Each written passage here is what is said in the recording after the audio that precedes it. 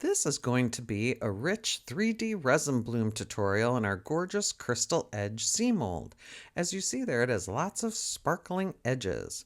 I'm going to be using JDiction low viscosity resin along with Octopus Fluids resin inks in grape juice, sweet cherry, and Smurf, as well as Castin craft white pigment paste.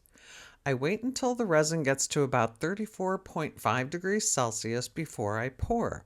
This makes the resin thicker so it holds the colors better. I mixed up about 1.75 ounces for the bottom because I didn't want it going into the crystal edges, and I also have 0.68 ounces with 2 drops of the white casting craft inside there. The pigment paste, of course. There I am putting a little bit of glass glitter. And surprise, I'm using an ink that I didn't show you. I started laughing when I saw this. Apparently, I'm using Sun, which is a yellow, and Smurf there, along with the grape juice. Sweet cherry is not in this pour, but I decided to show it at the beginning. I had to do 2 drops of the Smurf because 2 dripped out of the bottle in the first drops, so I just did double around the circle, or around the edges. And here I'm just taking a silicone pen and swirling the colors together.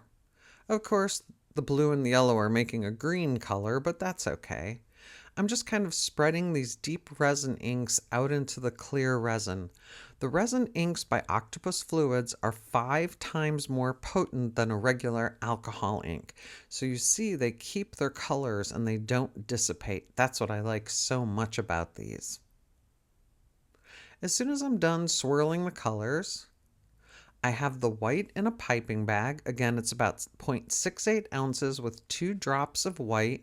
You need about 1 drop per 10 mil. And 0.68 is about 2 mil, or 20 mil, sorry. Can't do my math here. So it's 2 drops of white pigment paste to 0.68 ounces.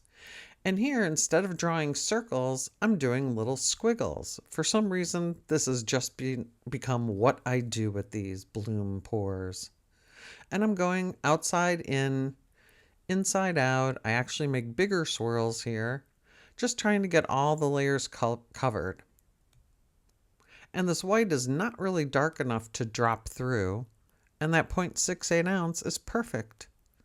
Then I take my silicone pen to draw in the flower petals or bloom petals, starting at 12 and 6 o'clock, then 9 and 3 o'clock.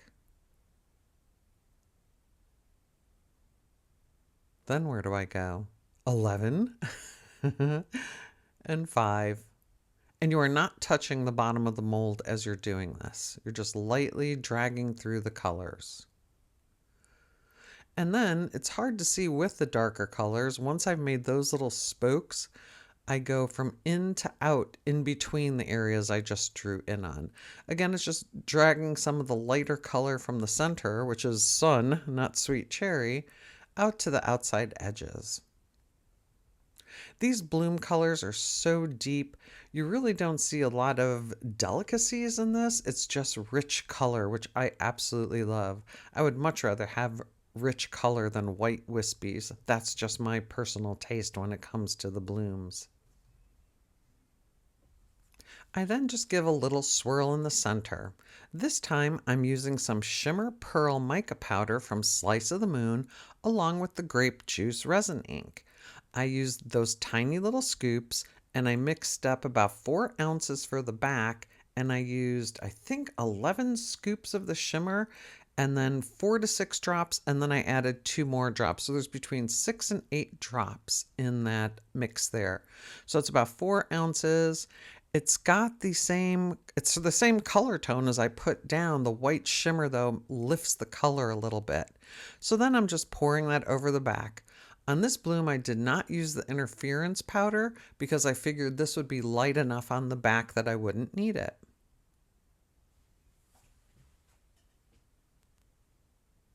Of course, I take notes and then I don't read the notes. I had 7 scoops of the mica powder, not 11. It's up to you, personal taste. I felt that the 7 scoops and the 6 to 8 drops of the grape juice resin ink made it a beautiful color, a beautiful shimmer. Here I am just scraping the rest of the resin in the back. I then use a silicone pen to kind of pull it into the crystal edges where it's hasn't quite made it to yet. This mold gives great results for these 3D flower blooms.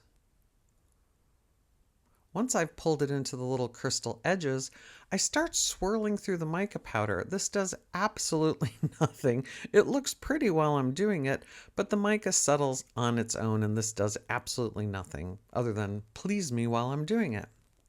Once that's done, it's time to demold. The next day, after it's dried or cured, I love that purple shimmer on the edges. I do love these dark blooms so much. Let us know what you think about our rich 3D resin bloom in the comments below.